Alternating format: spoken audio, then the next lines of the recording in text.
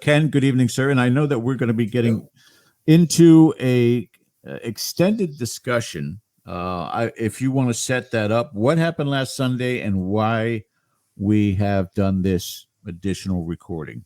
Yeah, we had a 2 hour show in which we welcomed Melissa St. Hilaire, Natasha Dolgushkin, Hey, Mikey you said it Thompson. right. That was I good. did. You I got practiced. that. And Okay. Cheryl Plum. We were talking to them a bit about their investigation of the Glen Tavern Inn Great stuff. out in California. And the gist of it is when they went in there, they met what would be a very malevolent spirit who seemed to be very controlling and what appeared to be spirits on the other side being held back that probably belonged in a better place. Unfortunately, because of the time constraints, we never got to the point where we had a conclusion or any kind of closure in terms of crossing these spirits over, which was the end result of what they did. So, what we wanted to do tonight is not leave everybody hanging because we know that there were people in chat that obviously were like, so what happened? So, we thought it would be a good idea to bring them all back tonight and close this up in Well, terms of what happened on the investigation and how it all was brought to an end. right, but keep in mind we're not bringing them back. We actually had them stay in the green room for the entire week. It was just easier than sending out Nobody the link. logged out. I know. Nobody logged out. They stayed through. There's some off camera video that we can't even get into with regards to Cheryl, but that's okay. That's perfectly all right. We'll bypass that, and we're also not going to talk about Ouija boards tonight. Not tonight. No, No, we're going to pass that one up. So, exactly. without further ado, and we do have some clips here that are going to be a very good illustration of what happened as the night progressed at Love the it. end. So, without further ado, we are very grateful to bring back Melissa St. Hilaire, Hey, Mikey Thompson, oh, Cheryl Plum, there she is. and Natasha Dolgushkin. Thank you so much for Great last coming name. back and doing this with us tonight. But I think that it's appropriate that we have the opportunity to end the investigation on a high note, if you will. And with that, Melissa, if you want to take the reins on this and give us an idea of what happened at that certain point where all of you decided there needs to be, as the title of the show went, a spirit rescue, and then take us through that process a little bit. Sure. I wanted to rewind just briefly as to why we even felt like we needed to do a spirit rescue. So, when I first got to the Glen Tavern Inn and I went into room 308, I was immediately drawn to the bathroom. I had this strange sense, and not because I had to go, because I can hear you, George. I was. She's on to me. I am. I was immediately drawn to the bathroom because it had a funny vibe there. And when I walked in, I looked down at the tub and I could see it. And I didn't know that there, mind you, I didn't know that there had been a fire there. I didn't know that they had remodeled, but I looked down and I was like, I saw an older tub. I saw an older decor around it. And I saw a woman in the tub and lots of blood. And I was fairly certain that she had died. It didn't seem like by her own hand. It seemed like it was something else. And when I told them this, Natasha was like, I saw the exact same thing. And she hadn't shared that with me. So it was nice to have it validated from someone else who had also seen the thing. So going right into the evening, we knew that there was a woman who had been hurt there and she was in trouble. And throughout the course of the evening, we kept trying to get in touch with her, but she kept getting suppressed as if something didn't want her to speak. And then this is where the domineering male entity came in who made them quiet. You know, there was the Estes session that you saw where he, don't talk to them and things like that. And he was, telling people to F off and what have you. And So, you know, we knew that there was a strange dynamic. We knew that there was this troublesome spirit, and we knew that there was a spirit and possibly multiple spirits that had to be rescued. So that's the backstory going in. And then when we get to the room, this was, I believe, 307, we get to that room, and that's when we sensed, you know, someone in the closet. And then we got the name Elizabeth. And we, you know, we also got help me. And that had been a theme throughout the night. Before we even began the investigation, when I was just walking through, I heard help me. So we wanted to help. We wanted to do something. And that's when Mikey had asked, you know, what can we do? You know, what is something that we can do? And we have video of that moment. But what I did was I explained how I was trained to close seances. And this is at the Green Man under Griffin. And, you know, what he basically taught us was, you don't just do a seance, you don't just call upon spirits just for the fun of it, you know, that there should be a higher purpose to this.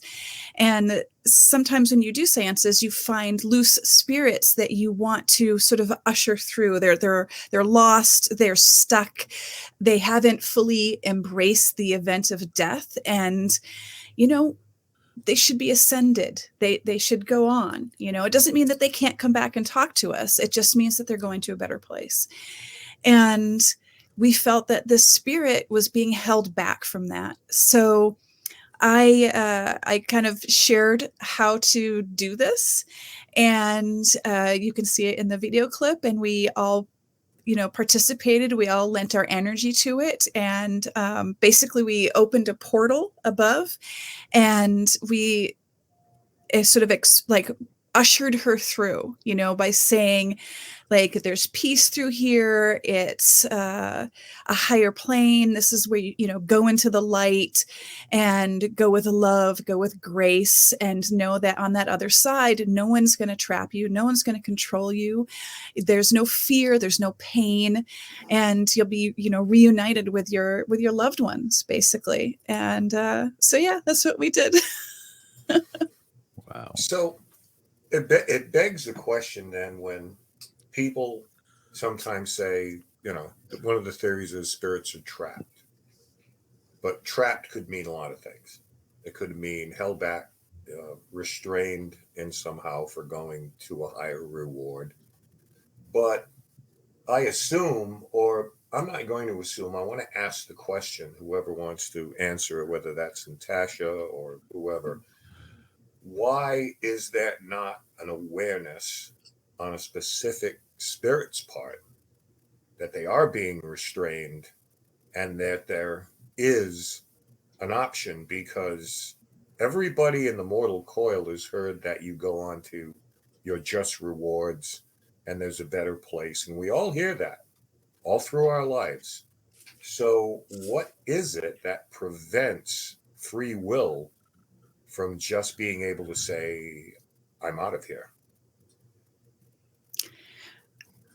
Well, I would say fear, honestly. You know, fear can control us, and fear can prevent us from having that experience, you know. But on the flip side of that, a more dominant spirit could trick you, you know, could gaslight you, for lack of a better term, you know, to tell you, like, to try to, you know, tell her, like, she can't move on for some reason. If you tell someone, whether they're living or a spirit, if you tell someone something that they can't do often enough, they eventually believe that they can't do it.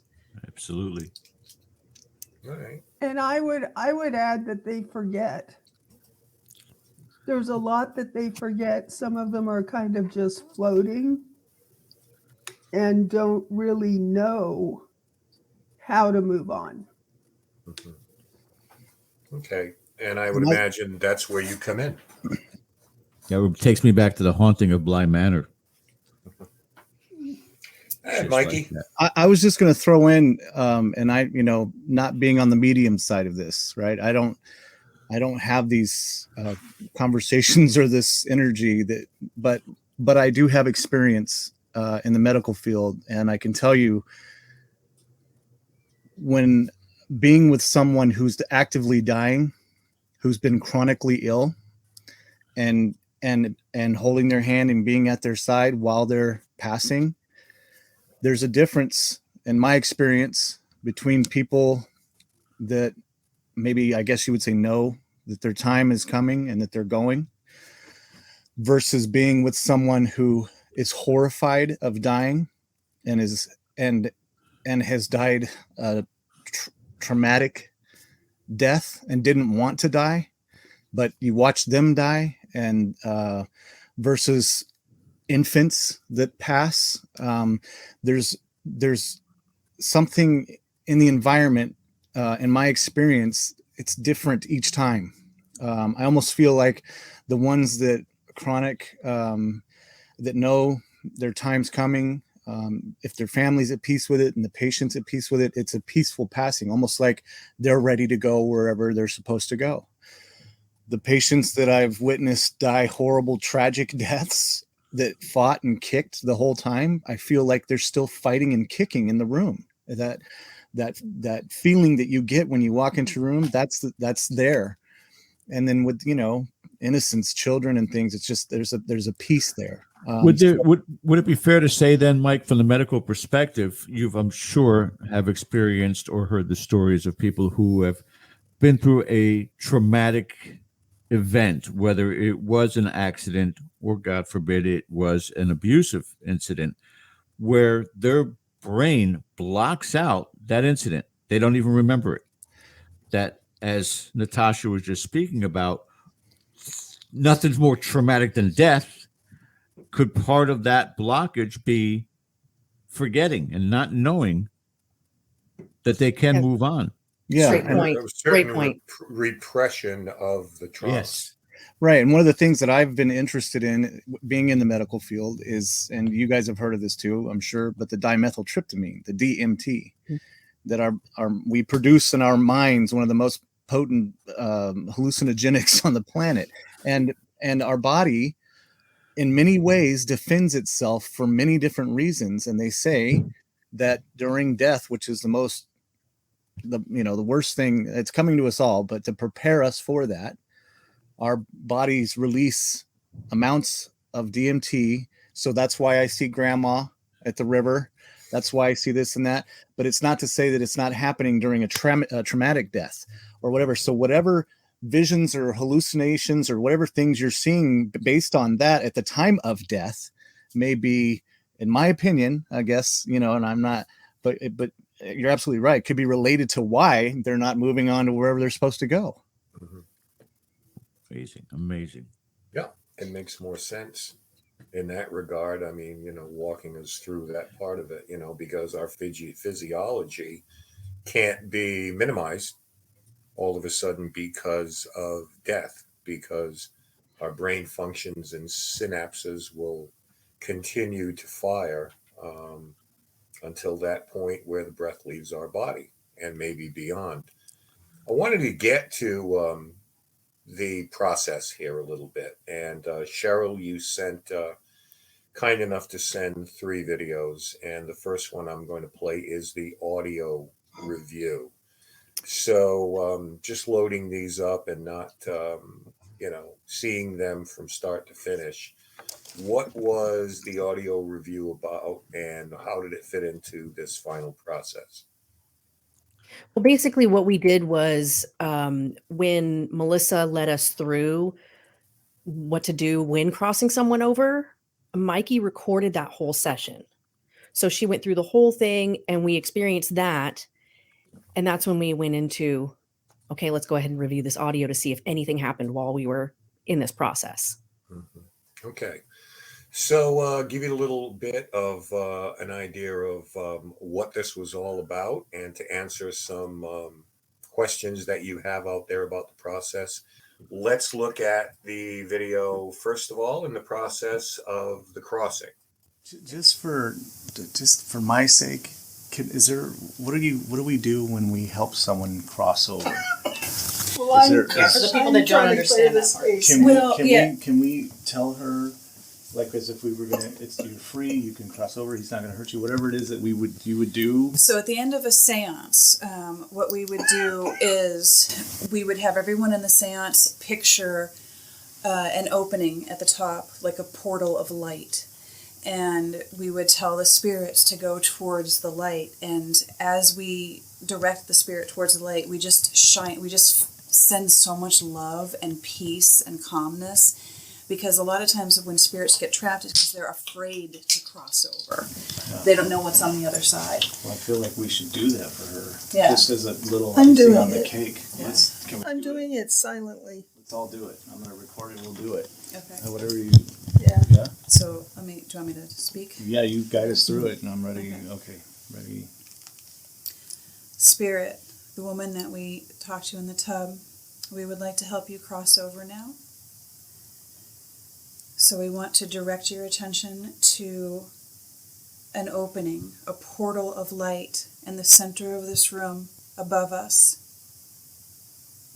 And we send you nothing but love and peace and calmness as we guide you towards this portal of light.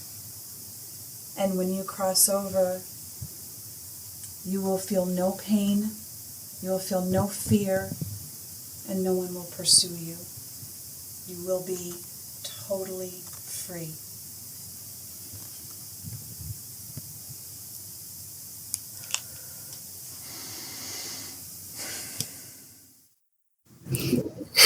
Okay, so that touched on some of the process that we just discussed then. You are preparing, in other words, you're stating your intentions. Exactly. Yes. In a weird way, it's almost like a spell, because we're creating an intention and we are giving it energy and to serve a purpose. Yeah. Okay. And everybody's using a little bit different because Mike and Cheryl are documenting this. Of course, you're coming from a perspective, Natasha. You're using a pendulum at the time. Can you just tell us a little bit about the functionality of that particular piece? It both focuses my energy and it provides a method of feedback. Like if it started swinging no, I would know that maybe the spirit didn't feel ready yet and I needed to talk to them some more. Mm-hmm. Okay. So, you're bridging the gaps between the metaphysical, the technological, the spiritual.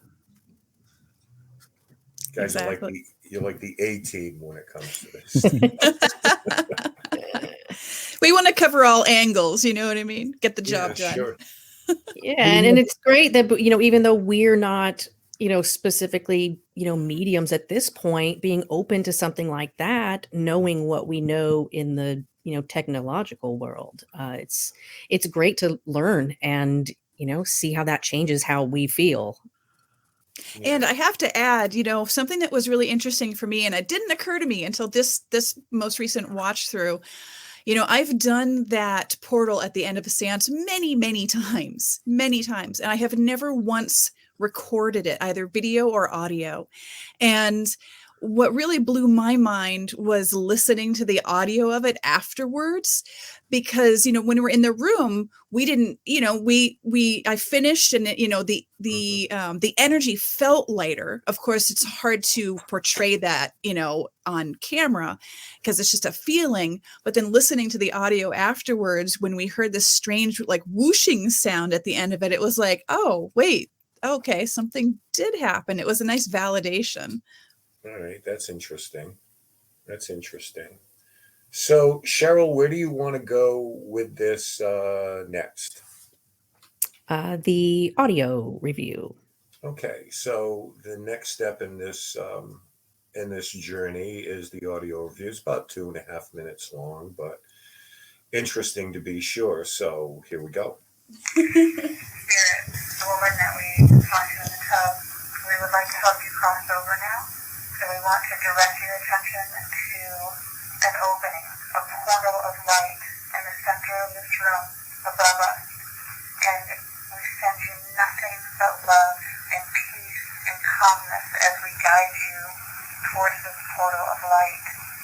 when you cross over, you will feel no pain, you will feel no fear, and no one will poison you. We will be totally free.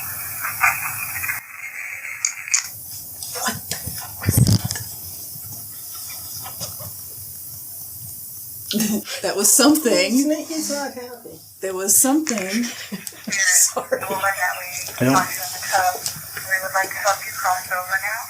So we want to direct your attention to an opening, a portal of light in the center of this room above us. And we send you nothing but love and peace and calmness as we guide you towards this portal of light. And when you cross over, you will feel no pain, you will feel no fear, and no one will poison you. We will be totally free. Like, it sounds like it's loud. I've got such goosebumps. It sounds like it's loud. Like, it sounds like a space shuttle. Like, yeah. Is that what you hear? Yeah. Stairway to heaven. Yeah. I heard a bunch of talking in the background. Like, hey girl, come on, or No, don't let her. no, it was like a conversation going on behind you. Yeah. You're not well, even paying attention to us? there's the guy in the closet still.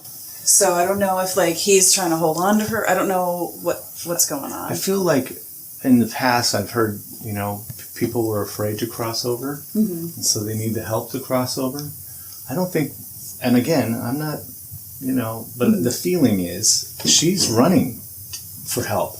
Yeah. There's no way she's not. Whatever you say, like, what do you want me to do? There's a whole okay. Like, Yeah, I'm gonna yeah, go. Like, yeah. Like, I want out. I want help. Yeah. And I don't know why he would try to fight. Because he wants to be with her. Yeah, he wants Well, to This be guy there. wants to be maybe with we her. need to do I the think same he for needs to him. go as Yeah. well. Okay, George, as the two people who are coming to this for the first time, first impressions about the noise you heard.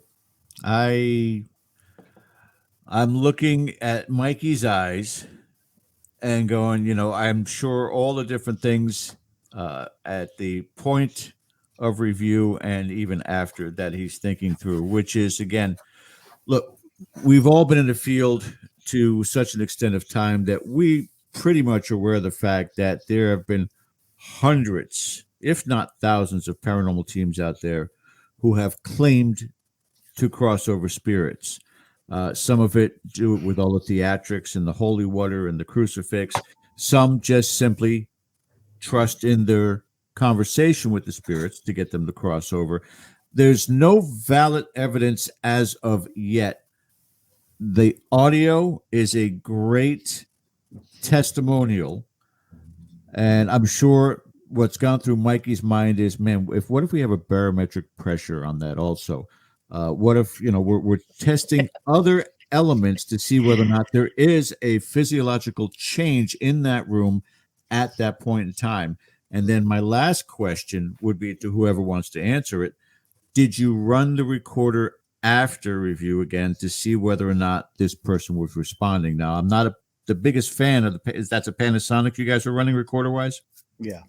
That I'm not the biggest fan of that, because many of the teams, including the ones on TV, play that because it does have some sort of a playback anomaly that tends to happen. Low sampling rate. Yeah, so it's a little bit questionable for that, but this is where the compounding comes into play. Power of prayer, I think, really is legitimate. This is no different. The power of suggestion is not just about suggesting to that spirit, but to the elements around you. That suggestion of that open light, that suggestion of that safety net, that if they go through, they're going to be fine. All those are plausible scenarios to work with as far as that's concerned. But what I think needs to be added to it is that scientific element, more so to help validate, because God willing, you guys are succeeding. And as Melissa said, you've done this in seances in the past too, is being able to say, look, it is working. It's not just our belief and the room feels lighter, because we've heard that on the shows also. Room feels lighter, it doesn't feel as heavy as it did. But look at this, not just an audio of a sound, almost like a rocket taking off, but we've got this evidence scientifically, this evidence scientifically. We're still on the road. We're still on the road, and I think there's a lot to be examined there. But I love the concept. I love the idea. You're saving a soul from torment. I think that's amazing. Well, I think And I George, mean, oh, go sorry. ahead. I was going to say real quick, the tragedy of that was, I didn't have my EDI plus running at the same time. But the beauty of it was at the beginning of that clip, you can tell that we weren't even preparing for that to happen. I had no clue what to do. Melissa was explaining, I said, well, how do we pass people on? I'm asking as on the fly. She's Sure. all, well, so we're going to open a portal. She's explaining to me. I said, okay, let's do it then. And that would have been the great time to let me grab my EDI though and set it up. But at that point for me, and this was genuine. What you saw was 100% genuine from every person in that room. I was just wanting to go. Let's keep going. Let's get her up. Let's get her out of here. So lesson learned moving forward for sure. But we were genuinely in the moment of truly helping that person cross, if that's what we were doing. You're figuratively pulling somebody out of a well with a rope, and you're not trying to say, well, what if she slips and let's go there? What if the rope breaks? What if the brick collapses? You're not looking at any other aspect of let's rescue this person. Absolutely understand that mentality. Absolutely, I do. And I mean, when we're doing these events, I always have multiple recorders because, like you said, there's a lot of questionable things with the DR60 because it is so primitive and you can't always hear what it says, but it gives us something live. It gives us more things live to run off of. Sure. But did you see the recorder on my arm? That's an older Olympus recorder. Catches a lot of EVP. So I always have that running the whole time we're doing an investigation. And then also a Zoom recorder on my camera rig. So I have higher rates of recording. Higher functionality. Higher functionality items also. And nothing came up on either one of those recorders. Okay. And important to note too on that, Cheryl, just to add real quick, you also had those recorders running when we caught those EVPs. Elizabeth helped me. Exactly. They were all simultaneously running, and she did not catch them on her recorders either. So I know what you're saying, George, and I've been there. I have every Panasonic recorder from that era. I have the DR60, the QR80, the QR100, the QR200. I have because I've been testing that for a while. But in my experience, and especially since working with Cheryl and her audio, there's been a few times that we've caught same things on both recorders, but in this example, she did not catch either one of those or any of those EVPs that the DR did at this investigation. Right. One of the things I wanted to mention is that one of the things we found is changes in barometric pressure as an event is about to happen. Right. Okay, it may be subtle, it may be more overt, but measuring the environment, the two things is, how does a change in the environment affect our own perception? Is it more plausible that we can experience something because of environmental changes to us physically? But I would look into barometric pressure. My immediate question is, are you telling me that on the second playback of that, and someone, not me, enhanced the audio, what sounded like a Camaro driving by the front of the inn was actually not a Camaro or a car driving past the front of the inn, but it was literally the residual sound of an ascension? No, there's so the second time we played that, you can definitely hear the car at the tail end of the clip. 100%. 100%. It was the first time that we reviewed it when and you saw Cheryl's reaction. It sounded like a whoosh or something, to the point where we had to play it all again to hear it. And then at the end is when we definitely heard that car going down the street for sure. Yeah, so, I mean, I heard what you're hearing as far as a whoosh, and then it just coincided, as dumb luck would have it, a car goes by Right. at the same, but isn't that the way it always is? So that's why I was a little like, hang on a second, this is the greatest thing I've ever heard. Because it sounds like somebody is flooring this thing. Phantom Camaro. Yeah. And that's what I love about having us, recording while we're doing the recording as well as the playback. So there's lots of things to compare to. Brilliant to do that. So brilliant to do that. It's important. Again, redundant and making sure that you're covering your butt. God forbid one of these recorders just goes on the fritz. It happens. Yeah. Whether it's battery drain or just equipment failure, and having those backups are so critically important. But it's not the same as the human condition. And just before we aired, we were talking with Melissa about this one jackass that's already commenting on her trailer for the new show here on Dead Air, and it's heathen. Yeah, Yes. and that's not what Blasphemer. but it's not what I'm trying to do. It's not what Ken's trying to do. It's sitting there and going, yes, Ken has experienced a lot of these things. We did an episode of Dead Air 12 years ago where it seemed like we crossed over.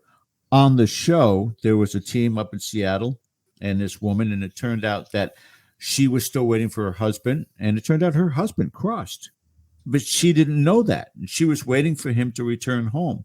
And once we were able to provide the evidence that he had crossed, she crossed.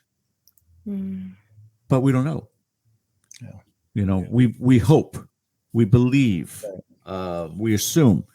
And the same thing afterwards that we really did research. Can we do an EVP session now? Things, hindsight being 2020, but it's a process. What we're dealing with, what you guys are dealing with at these locations is absolutely a process. And you're not filming certainly to provide on our show or somebody else's show. You're filming to document. And you're documenting for your own posterity. You're not saying, let's get this on the next, fact or fake paranormal truth because they're going to get blown away from this. It's the process of what you're doing and then to reanalyze it. How can we do this better next time if this situation comes up again? Because as you all testified to last show, whatever this abusive spirit is doing, he's doing to more than just that one. We've encountered them before. We encountered one live. Not Amazing. Not that long ago here. So so I don't think I've ever encountered anything demonic. I think that's overplayed, but aggressive, angry, jackass spirits. Yeah. Heck yeah, more than our share. And I mean, we definitely welcome people with different opinions. We're not doing this to try to prove this is exactly what happened.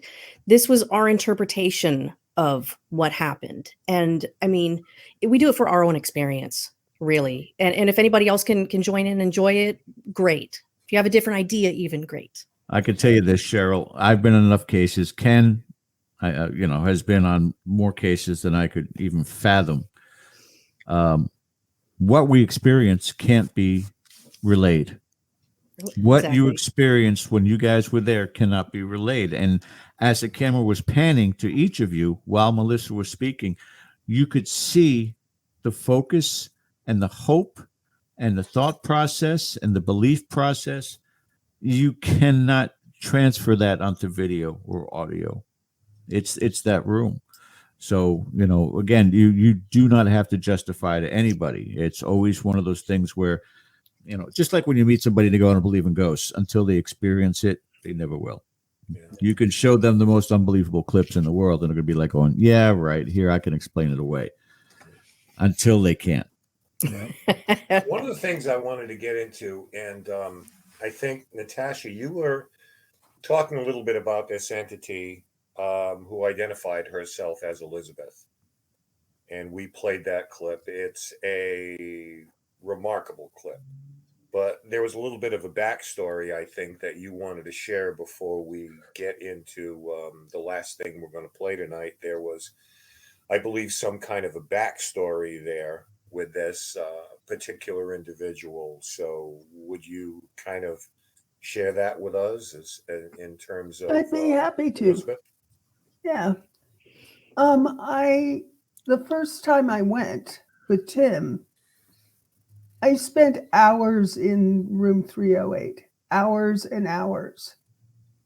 And I was talking to all the spirits in there. And when I got to the bathroom, I could feel how evil he was.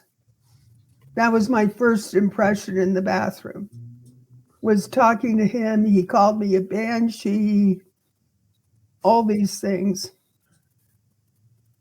And then I turned and Tim was there. And I just went, there's so much blood. There's just so much blood. And I could see the woman in the bathtub and it was filled with blood. It was awful. And that turns out to be Elizabeth. But I got more from him than from her. So from him, what I got was more of a serial killer vibe. Yeah, you'd mentioned that. Yeah, that it wasn't his first. And we may even know who he was. Like we may have heard of this person. Mm-hmm. He may have been caught for other things, but he was never caught for her. You got an era or a time frame on when this guy was still walking around? What did you get, Melissa? Because I get confused. He's told me a number of things. I just got old fashioned, like I want to say 1950s ish. I'm not sure. God, I was born in the 50s. Easy. But just based on the way that her hair looked in the tub, it had that sort of, that look to it, based on the decor, based on, the fixtures, the things that were lined up on the side of the tub. It all had that era to it, Yeah. Was she clothed or was she naked in the bathtub? She was naked. She was naked, yeah. Would that suggest potentially familiarity to this man? Or did he just sneak into the room? It could. I got him to even tell me where he buried her remains because he chopped her up. I would imagine that the dismembering probably happened in the bathtub, thus that much blood. That would make sense. Yes. Yeah. Is there any possibility, is there any possibility because of this dismemberment and her not being whole, that somehow this also was an issue in this crossing over process? Oh. At all? Because, this was not how she lived or felt herself. So, I don't expect anybody to have an answer to this, but I just want to, what do you think with these tormented souls that whether physically, they are not whole. And this somehow is an impediment to this, or it contributes in some way to this idea where I'm trapped. I think it would contribute to it. I feel like it's more about the trauma. It was such a traumatic event. And like Mikey was talking about, if someone has a chronic illness and then they know they're going to pass, or maybe they're very old or what have you, you get to a certain point and you're ready to go, like you've made peace with it. You're kind of, going towards it with an open mind, but if you're younger or, just full of life and vitality and you want to live and you're healthy, and it's taken away from you in a such a horrific way, there's going to be that struggle. There's going to be that fight. There's going to be almost an irrational, I can turn back time. I can make this not have happened. I can still be alive, and I feel like that's part of a trauma thing, you know, and I'm not sure about being dismembered or what have you and that contributing to it, but it could, you know, because it could have this feeling of like, I'm not all together. So how can I go through if I'm not all together? Right. Okay. I think too, she came from a really elevated place. So like, you realize he lures her there and it's a beautiful hotel. And she thinks she's, you know, met this man who's going to be her husband, maybe. She wasn't a prostitute or anything like that. We got that in the spirit box session. Yeah. She wanted, you know, she thought she was beginning a romance. Yeah. The scruffy mind that I have for puzzles and things like that would drive me crazy and want me to find out who this guy is. We're already planning on going back. If there was a history in that area, commonalities for the viciousness of the crime, and if there were other similarly reported cases, whether he was ever brought to justice. Oh, he traveled.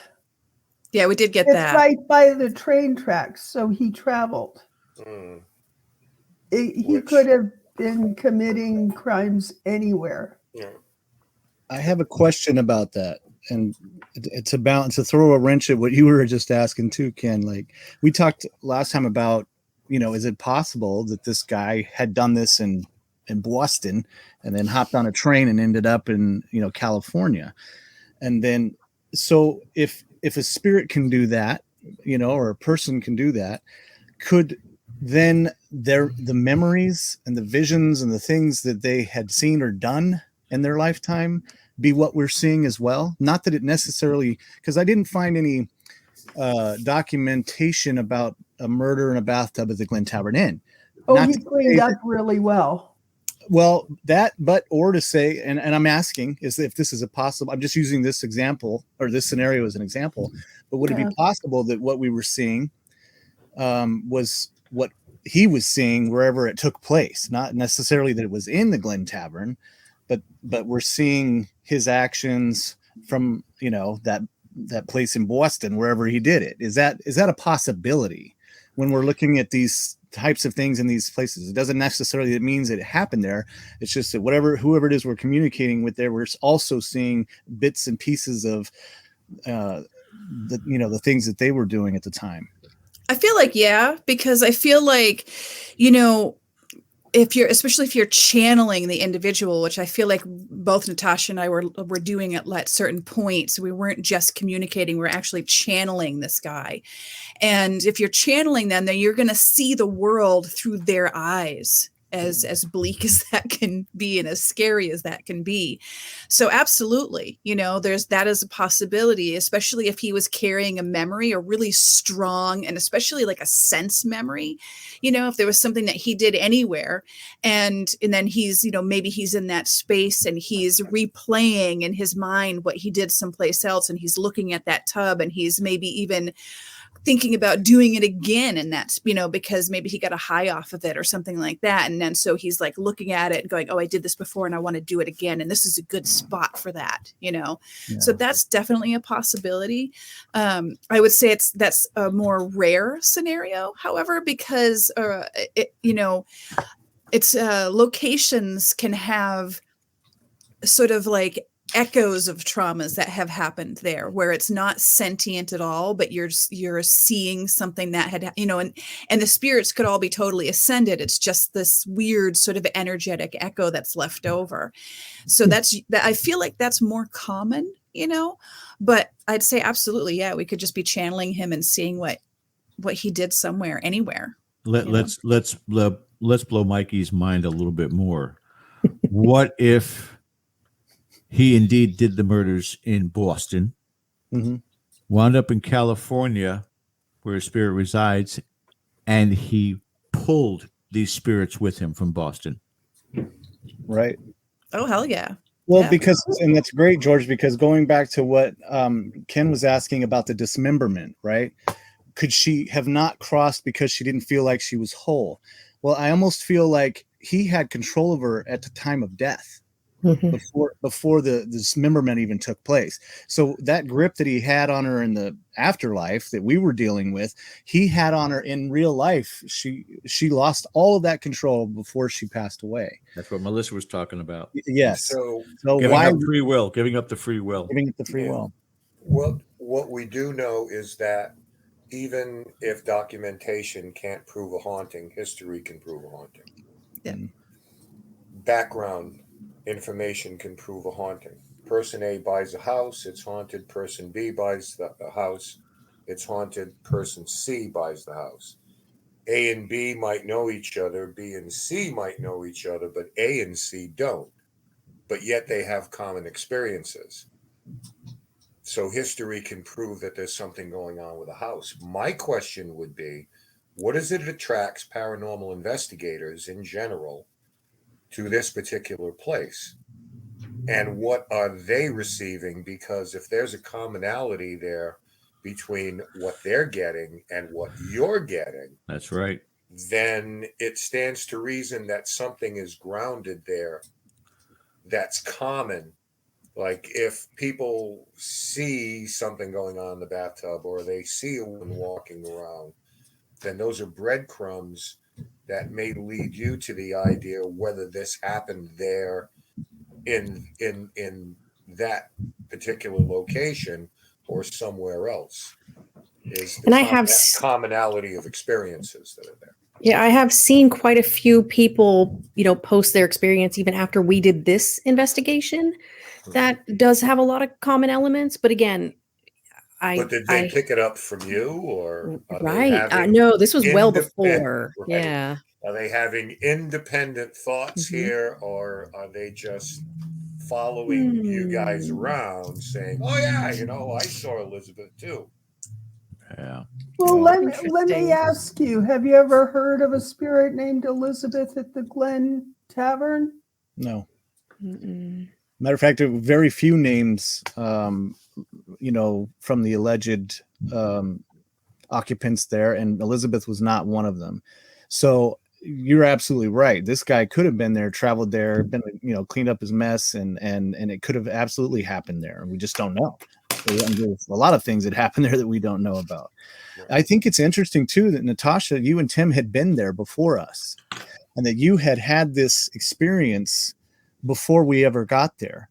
And and again, as a documenting guy, not a medium, but I feel like when we've investigated together in the past, our combined whatever it is, we've almost always had some type of evidence, from the LAPD museum to Glen Tavern. It almost feels like, okay, Natasha's over here scoping this area out. This is what she's got. Hey guys, come check it out. We get there, and then Elizabeth is following us around. Help me. She's like, okay, the gang's here. Let's do this type of a thing. I almost feel like it's the people that you're with too, the like-minded people that are in the same position with the same focus. It's your synergy. Yeah.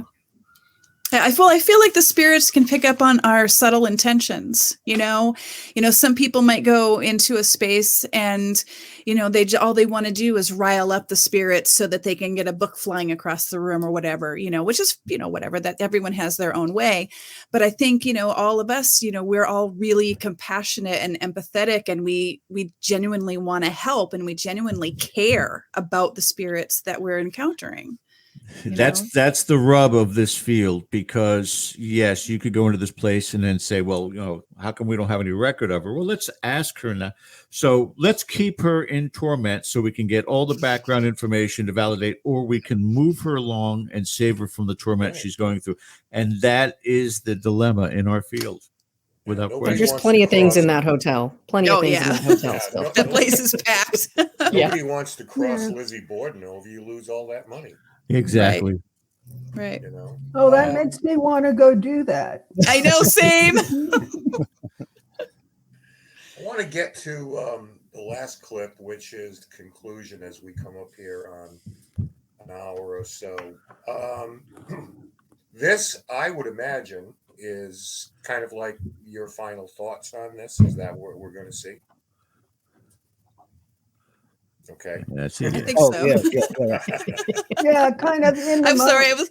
I was looking at Cheryl. I was like, what? Cheryl, you gonna say? Yeah. In the We're moment. both Yes, looking yes, at yes. me That's what the like, well, conclusion it's is. conclusion on it, Einstein. What do you think it is? Yeah, I was just keep in muted, mind. sorry. Keep in mind, KGRA is radio. So okay. Yeah. All right. So let's play the conclusion. I love for me, it's because, usually when I do a seance, I don't have EVPs and all these other gadgets. It's just me and some, a table and, a bunch of psychics holding hands. I love the merging of the two worlds, because for me, mediumship and having seances, it's not just about, party tricks and talking to ghosts. It's about helping souls cross over and go to the other side, ones that are stuck here. Yeah. And but we don't really get much validation, we don't really get feedback. It's more just a feeling, Right. but to have these recordings where it's like, will I be okay? I mean, hello, that's amazing. Did we just do something right now? Did we just Yeah. become best friends? We did.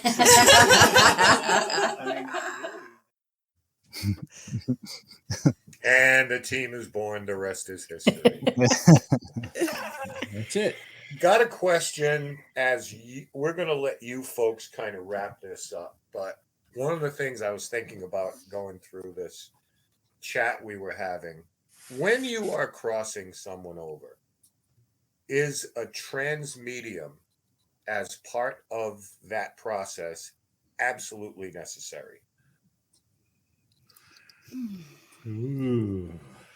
I mean, I kind of want to say yes, just because it's having someone who's got the training to be able to do that, and has done that many times, What do you But mean on by the- training? Like scholastic training or mediumship training? I mean, like mediumship training, because it's on one hand, like just for me personally, I mean, I've been seeing spirits since I was 3 years old, so I've always been able to see them, hear them, and experience them.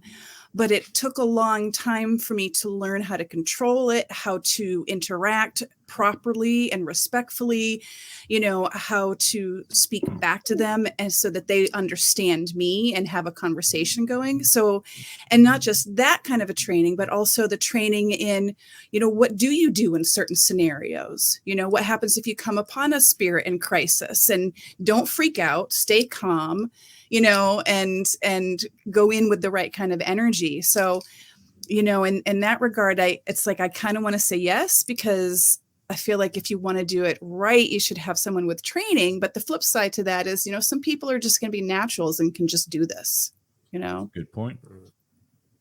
Very good point. Now, you plan on returning to this place. Yes. When you do, is it tempting fate to try to contact Elizabeth again to see if she's all right? Or is there some kind of hesitancy on your part to introduce her back into that environment again? Well, for me personally, I mean, I see both sides to that, but from my personal experience, just, spirits can talk to us even if they've ascended. So I would be okay with it, because I would go in and my approach would be, I want to make sure she actually did ascend. It's sort of like double checking. And then if she gets in touch with us and she's like, no, I'm still here, well, then we have to try it again. Or we might hear from her and she's like, no, I'm good. I'm out. And thanks for checking in on me, but I don't want to stick around here. Or we might hear nothing at all and just hope that we achieved the goal. Yeah. I wouldn't be afraid to ask. I'd want to know. I want to know if she's good and nice guy, if he's up there with her, I'd also ask, was that a whoosh at the end or a Camaro? Can you just tell? Right. Real quick? T-top. I'm going to talk to George. He's asking whoosh. Yeah. Or I mean, do you go to heaven in a Fast and Furious car, or is it a I know I stairway? would. I mean, hello. I saw Make it that, happen. Natasha, you may not think that that's the best idea. Do you feel, I mean, you're welcome to feel that way. No, it's more that I can see both ways. For me, I feel that they've left. Like I can't talk to them anymore. Mhm. And I've ascended spirits before where I knew they were gone because I couldn't talk to them anymore. All right, in about the 5 minutes we have left here, I guess my final question would be: you relieve the symptom, but not the cause.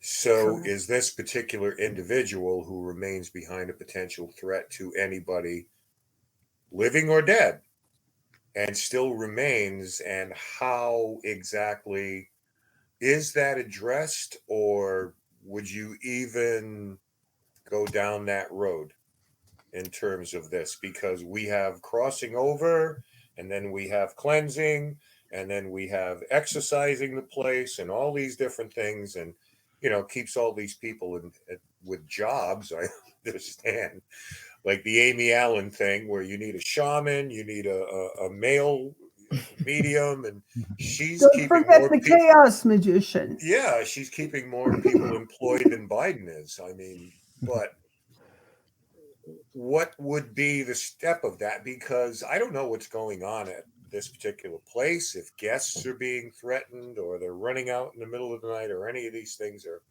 are happening. But how do you deal with something like that where, one of his subjugates is gone, but yet this guy still remains in the environment, and maybe he needs to go to where he belongs?